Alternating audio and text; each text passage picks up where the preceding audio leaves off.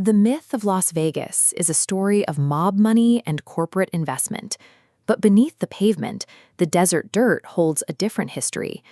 By the mid-1950s, the Golden Nugget and its neighbors were driving a massive boom in tourism, turning the Strip into a global center for wealth and entertainment. These multi-million-dollar showrooms relied on black superstars to fill seats and sell tickets. Despite this, the casinos enforced strict segregation, requiring those same performers to enter through kitchens and barring them from staying in the hotels they made famous. African-American pioneers responded by using their artistic talent as a tool for change. They pressured the casinos to integrate and simultaneously established the local neighborhoods that would sustain the city's Black community for decades. This video identifies the specific athletes and entertainers who used their careers to rewrite the social and economic laws of Las Vegas. The first cracks in the city's segregation policies appeared directly under the bright lights of the Strip. In the early 1950s, Dorothy Dandridge utilized her status as a silver screen star to challenge the status quo. Her box office power gave her the leverage to refuse discriminatory accommodation rules, demanding the same dignity afforded to her white counterparts. Sammy Davis Jr. applied even greater pressure. As a vital member of the Rat Pack, he was the heartbeat of the Strip's entertainment. By refusing to perform at properties that barred Black guests, he forced casino owners to choose between segregation and their most profitable act. This era of performance-based leverage paved the way for the combat sports age. In the 1980s, Mike Tyson's explosive heavyweight power redefined the energy of Las Vegas boxing, making him a permanent fixture in the city's sports identity. Today, Floyd Mayweather Jr. represents the evolution of that power.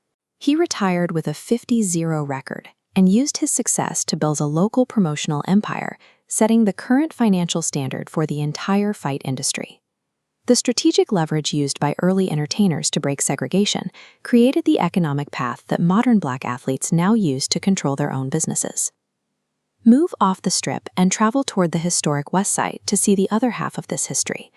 This is where community leaders engineered the city's civil rights infrastructure. The Moulin Rouge opened in 1955 as a landmark of desegregation. It served as a sanctuary for Black culture and a meeting ground for those planning the city's social integration. Professionals like Alice Key and Bob Bailey transitioned from the stage to the front lines of activism. They used their public influence to force Strip properties to hire Black staff in executive positions and eventually moved into state-level leadership.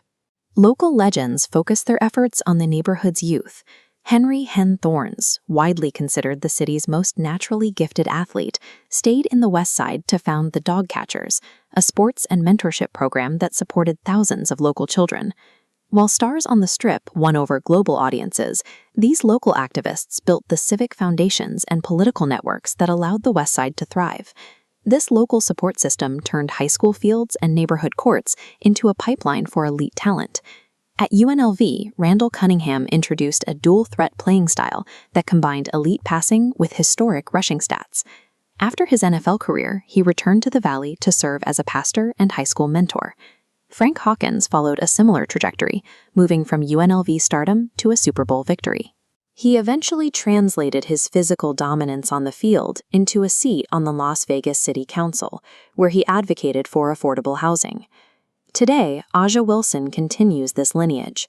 Her leadership has secured back-to-back world championships and multiple MVP awards for the Las Vegas Aces, making the city a focal point for professional basketball.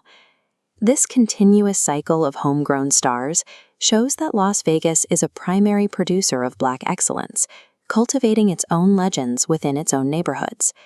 Financial power from the Strip and civic resilience from the West Side form a single blueprint.